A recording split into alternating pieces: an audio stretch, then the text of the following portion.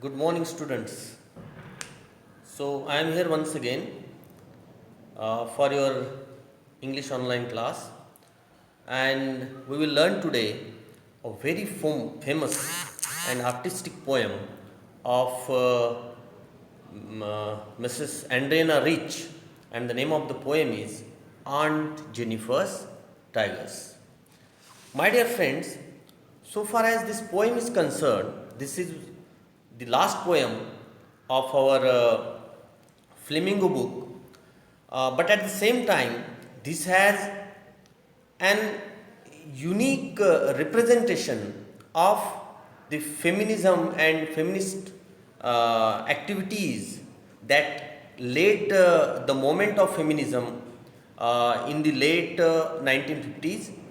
So, this poem, in this particular sense, is very important, and Andrena Rich, she is an American poet who was born in 1929, and she has been one of America's most important poets for the last 70 years. Rich wrote several poems based on everyday experiences. One topic that featured often was the tension between husbands and the wives that came from men wanting to dominate their spouses. So, this is particularly the theme of this poem. And one more thing I want to add this particular lecture is that Andrena Rich is regarded as one of the very finest and very reverend activists who fought for the rights of women in America, and she was also related with the feminist movement of America, which was led by Martin Luther King and other very notable leaders of America. So, we will now read this poem, and before that, just let us have a brief introduction of Miss Andrena Rich. Andrena Cecily Rich, 1929 and 2012.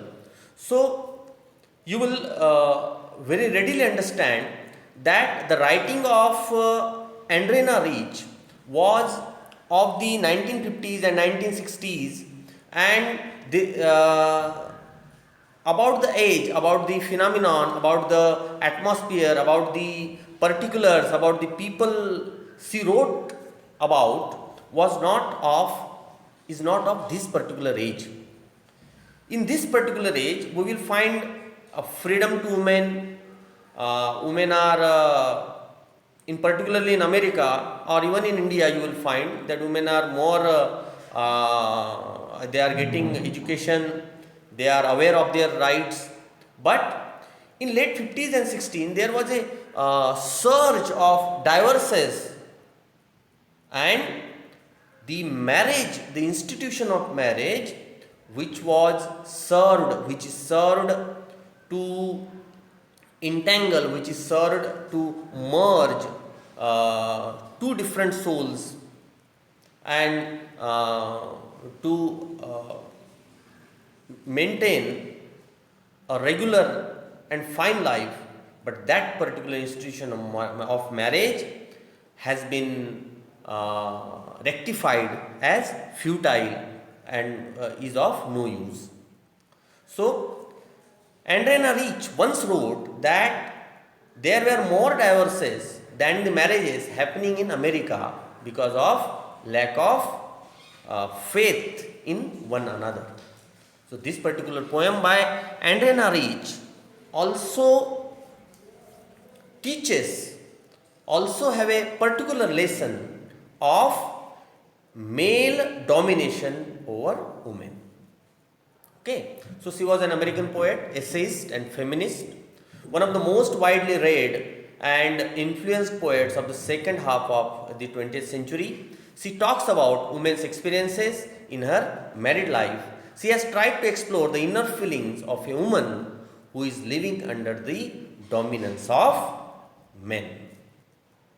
So this is the introduction of the poet. So Adrienne Rich, she was born in Baltimore, Maryland, USA. She is widely known for her involvement in contemporary women's movement as a poet and theorist. She has published 19 volumes of poetry, 3 collections of essays and other writings. A strong resistance to racism and militarism echoes through her work. The poem Aunt Jennifer's Tigers addresses the constraints of married life of in a woman experiences. So Aunt Jennifer here is a symbol, is a representation of all the women who are burdened under the bond, under the pact of marriage. So she was brought up in a world of family of mixed parentage, Jewish and Protestant. This is about Adrienne Rich. But whenever she writes a poem, there is a touch of her own personal life, her futile marriage life, her life which was resulted in many tense moments of silence in the home. And when Rich was growing up, it was normal for men to dominate and women were expected to become dutiful wives in their adult lives. But at the same time, we will see that the resistance to racism and militarism, that has all in all her poems. Okay. Now, Aunt Jennifer Tigers is a 1951 poem by American poet Adrienne Rich. It appeared in her first published book of poems, A Change of World. Told from the perspective of an anonymous speaker, the poem describes a woman, Aunt Jennifer, who crafts vibrant tapestry panels depicting tigers to escape mentally at least her unhappy marriage. Written at a time when divorce was unacceptable, the poem criticizes the traditional institution of marriage, suggesting that it oppresses women. So, this particular poem referred to a very important topic, and that is futility of the institution of marriage. So, now we will see what is the message from this poem. Aunt Jennifer Tiger is a statement of conflict in women, is specifically between the impulse to freedom and imagination. Aunt Jennifer wants a life that she embroiders on the panel. She wants a colorful, vibrant life which every woman should have the power to create. But we will find that there is a big gap, there is a big contrast between Aunt Jennifer and what she was actually portraying in her tapestry. The tone appears to be positive and cheerful when the poet describes the tiger, but it becomes sad and dull at times when describing Aunt Jennifer. Okay. So, there is some background to this poem. Freedom has always been an important value in the United States that most people are not willing to give it up. Ralph Waldo Emerson, a writer who lived in the 1800s, in the late 1800s, reminded Americans of their rights of liberty at a time when many people started to conform to established norms. He voiced his opinions about the loss of freedom and invited society to realize that they were relinquishing their rights. Years later, his views still had an impact on citizens. Adrienne Rich, a poet of the mid-1900s, also found her autonomy a necessity in life.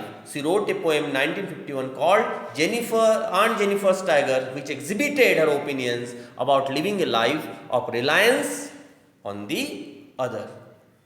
So, the basic theme of this poem is dominance of men over women, and it has increased inhumanly when the pact is of marriage. Okay.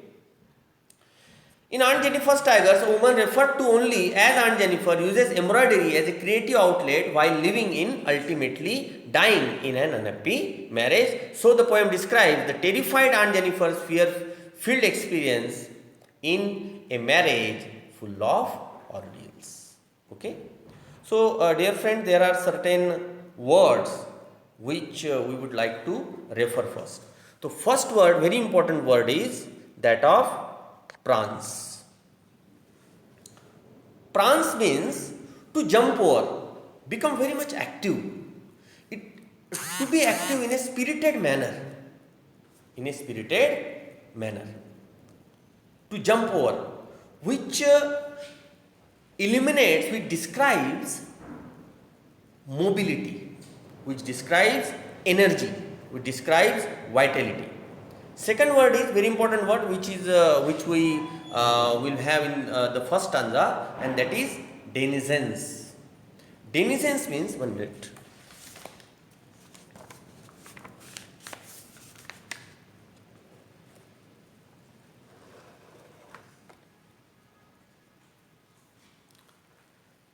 Denizens means dwellers. So this particular word is referred to for the tigers in the panel. So topaz is a transparent yellow precious stone. This word is also used for the bright yellow color of the tiger. World of green means forest. This is very simple. Certainty means confidence. Certainty means confidence. This word is also referred for the tiger. So chivalric means honorable and brave. So there is certain meaning also. Chivalric also means a person who has faith, confidence, and who gives honor to women. So this word is also used for that. A chivalric person. A chivalric person means a person who respects women. Ivory made of tusk of an elephant. So ivory is referred in this poem for the needles Aunt Jennifer is using to make her tapestry panel. Okay, fine. Now see. Yes.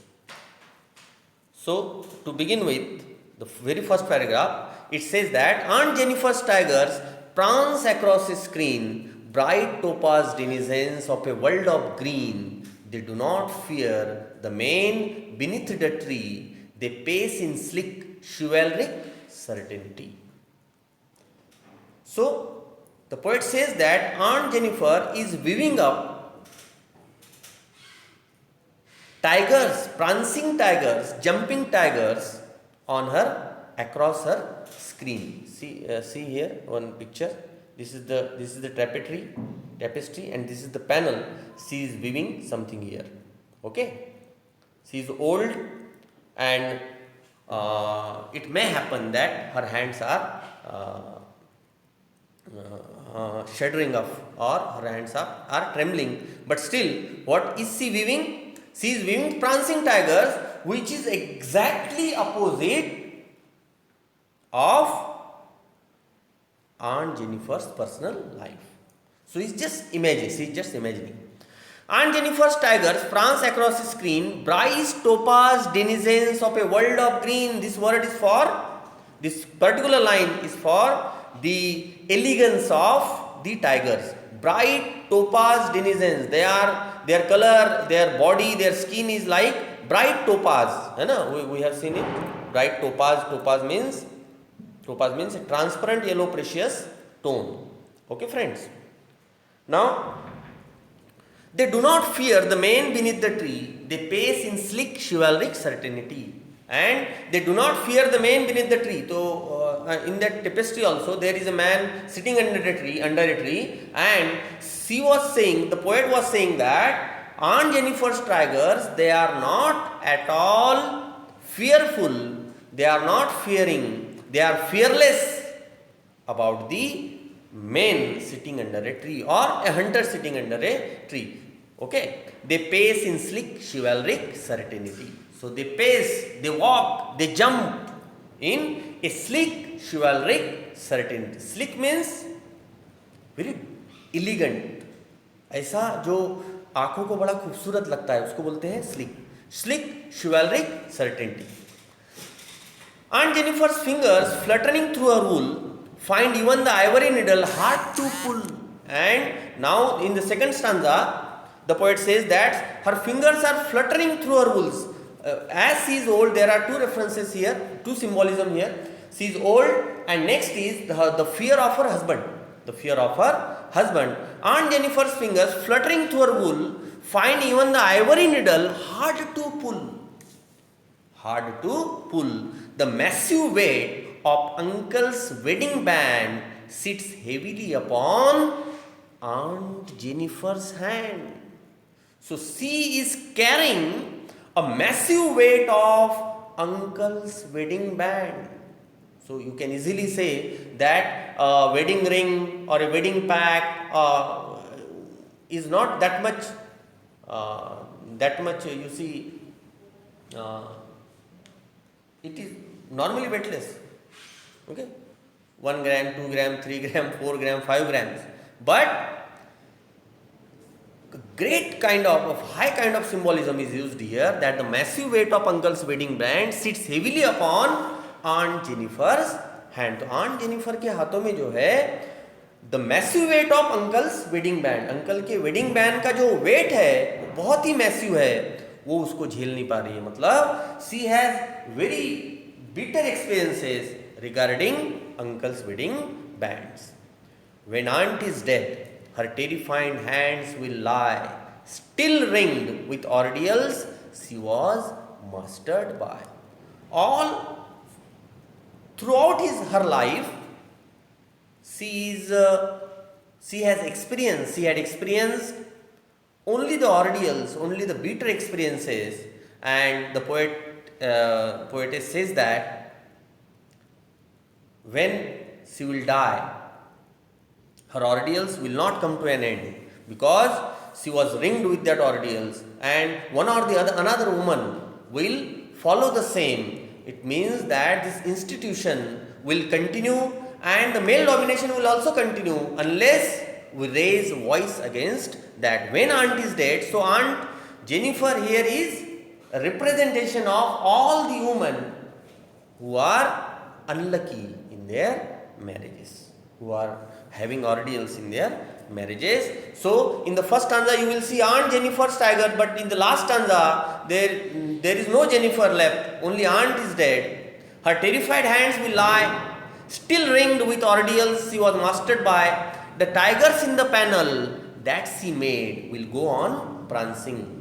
लेकिन जो tigers उसने बनाए हैं उसकी तो death हो जाएगी, लेकिन जो टाइगर्स उसने बनाए पैनल के अंदर वो हमेशा जो है उसी तरीके से उछलते कूदते रहेंगे. मतलब जो फ्रीडम है, जो फ्रेटर्निटी है, जो इक्वेलिटी है, वो हमेशा से जो है आर्ट में आपको मौजूद मिलेगी. तो इससे जो है एक आर्ट का डोमिनेंस भी यहाँ पे हमको देखने को मिलता है. आर्ट का परमानेंस की बात यहाँ पर पोएटिस करती है. The tigers in the panel that she made will go on prancing proud and unafraid. तो उसने जो पैनल में पेंट किया, उसने जो पैनल में एम्ब्रॉयडर्ड किया है, that embroidery is totally different from her own life, and this is the basic thing of this particular poem. There is a great contrast and symbolism in this poem, that what she is making, what she is drawing, what she is embroidering is totally different from her.